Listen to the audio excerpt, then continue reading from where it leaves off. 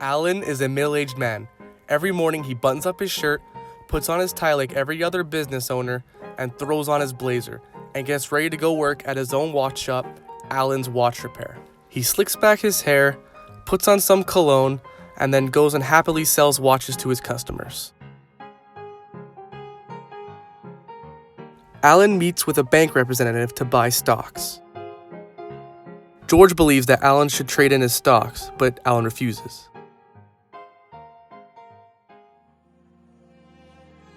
The stock market has crashed. Alan loses money rapidly. 30% of the labor force became unemployed, causing 1 out of 5 Canadians to become homeless.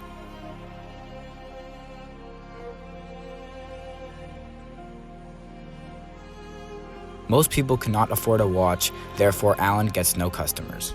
Alan has a wife and kids, so he needs to find a way. This is his hardest worker, George. Alan must consider laying him off to save money.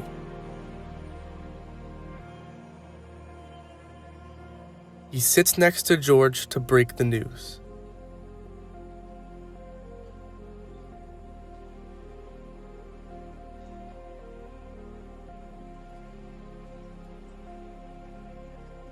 George goes to the Bank of Commerce to sign up for a government relief package, which allows him to get health care and more money.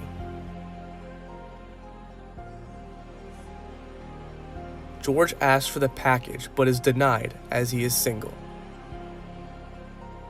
Alan is stressed and doesn't know what to do, until he gets an idea. Alan heads over to his childhood friend's house, Richard. Richard was born from money. It was nothing to him. He always had the nicest car, the freshest clothes, and everyone loved him, especially the ladies. Alan sits down with Richard to tell him about his financial issues. He offers Richard 50% of his company to help him with expenses. Richard lights up and happily agrees. He leans over to hand him a ton of money.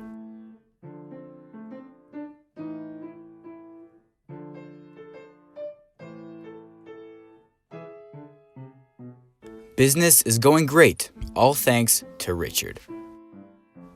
Alan picks up the morning newspaper and finds inside that there are government relief camps now. He heads over to the address to hopefully find George there. One of the workers calls him over. Alan asks if he knows where George is. The worker explains that George is in the hospital in critical condition due to unsafe work conditions. He runs over to the St. Boniface Hospital. George appears to be unconscious. Alan takes time off work to visit his old friend every day.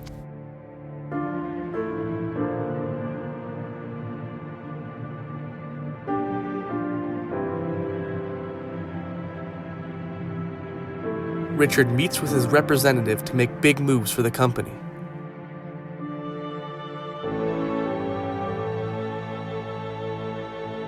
Alan is unaware of this as he has taken time off work to mourn for his friend.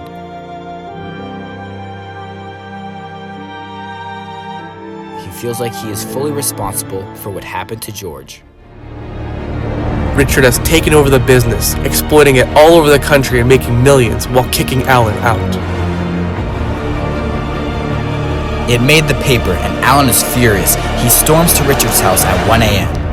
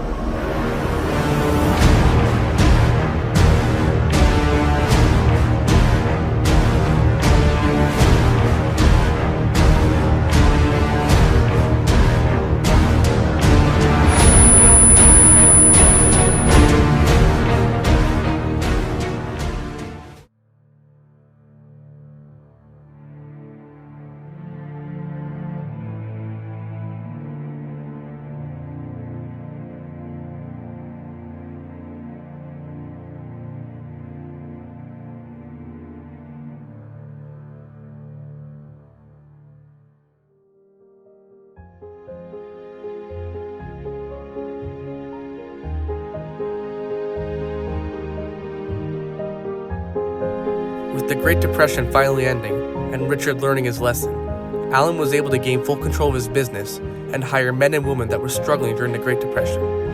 All in all, things seemed to work out in the end. Alan's and many others' lives were able to return back to normal.